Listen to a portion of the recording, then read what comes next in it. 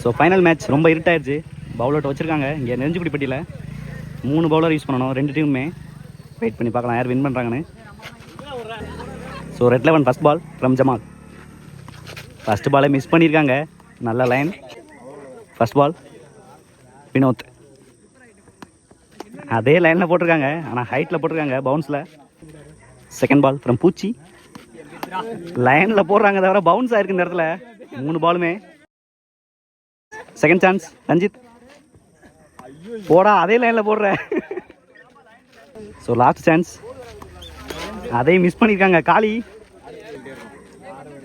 So ஒரு match ball from சேக். அடிச்சாண்டா, அடிச்சுச்சா இல்லையா check பண்ணுங்க. சேக் போட்டிருக்காங்க.